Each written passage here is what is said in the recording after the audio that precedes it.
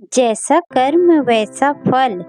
पहले किसी गांव में एक मनुष्य रहता था।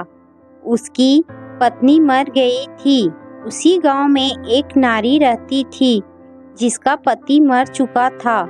उन दोनों के एक एक बालिका थी। वे मित्रता से रहती थी।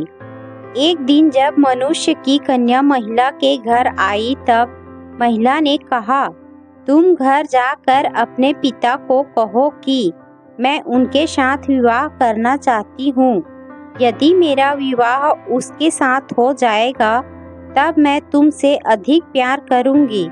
जब बालिका अपने घर आई तो उसने सारी बात पिता को कह सुनाई। पिता ने कहा, क्या करूँ? विवाह से संतुष्टि भी होती है, दुख भी।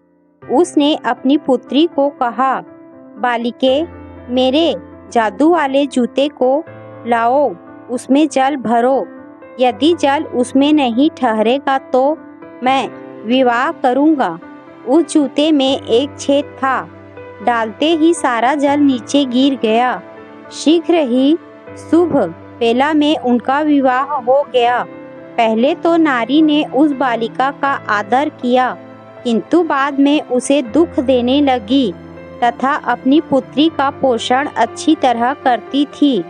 फिर भी दिनों दिन उसकी कन्या कुरूप एवं कमजोर होती जाती थी। एक बार सर्दी में जब बर्फ गिर रही थी तब उसने उस सौतेली माँ ने कागज का चोंगा देकर कन्या को कहा, जंगल में जाकर बेर ले आओ। कन्या ने कहा, इस भयंकर सर्दी में बेर कहाँ से मिलेंगे?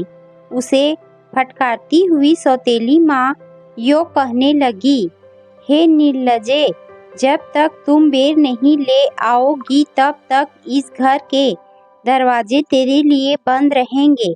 रोती हुई बालिका वन की ओर चल पड़ी। वन में घूमते हुए उसने एक झोपड़ी देखी।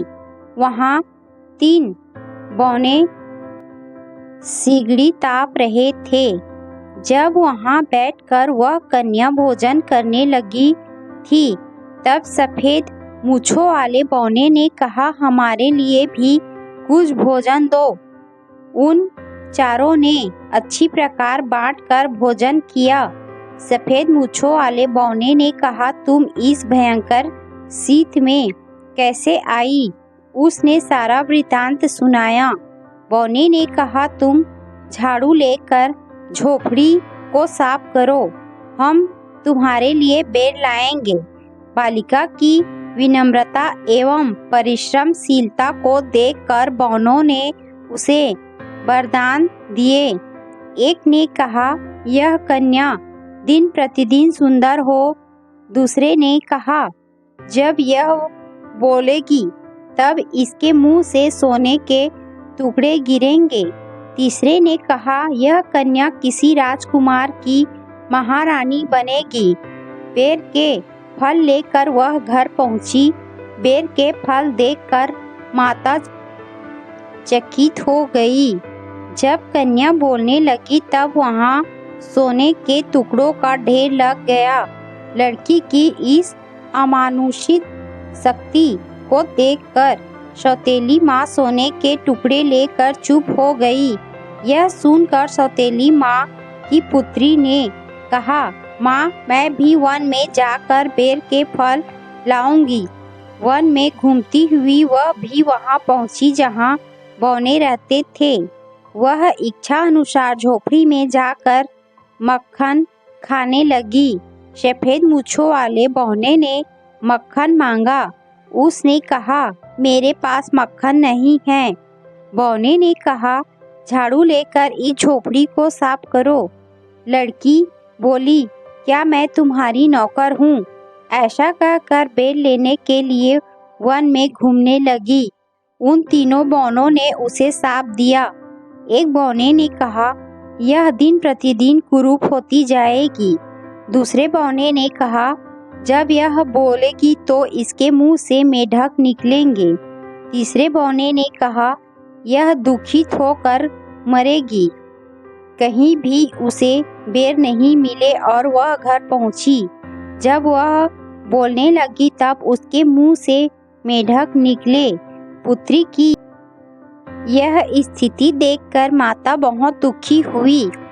एक दिन सौतेली माँ ने पुत्री से कहा, इस जाल को लेकर बर्फ में टांग दो।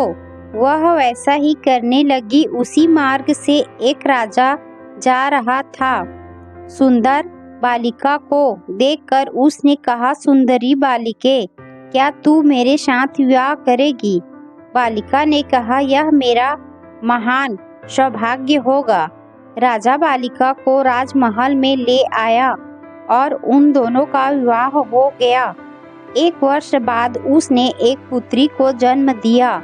जब सौतेली माँ ने सुना कि वह कन्या महारानी बन चुकी है, तब ईर्ष्या से अपनी लड़की के साथ राजभवन गई तथा कहने लगी, हे पुत्री, तुम मुझसे सलाह लिए बिना ही यहाँ आ गई। बालिका ने सौतेली माता का सत्कार किया, परंतु दूसरे दिन जब राजा नगर के बाहर गया हुआ था, तब उन दोनों ने उस लड़की को पकड़ा और राजमहल के समीप ही नदी में डाल दिया तथा अपनी लड़की को उसके स्थान पर सुला दिया। राजा अपने महल में लौटा तब सौतेली माँ ने कहा, मेरी महारानी बेटी सोई हुई है, आप विश्राम कीजिए। राजा लेट गया। इधर महारानी नदी को पार कर निकल आई। उसने सारी कहानी राजा को सुनाई। क्रुद्ध होकर राजा ने सौतेली माँ को तथा कुरूप बालिका को पेटी में बंद करके पहाड़ की चोटी से उन्हें गिराने का आदेश दिया। इसीलिए किसी ने कहा है, मनुष्य जैसा कर्म करता है वैसा ही फल पाता है।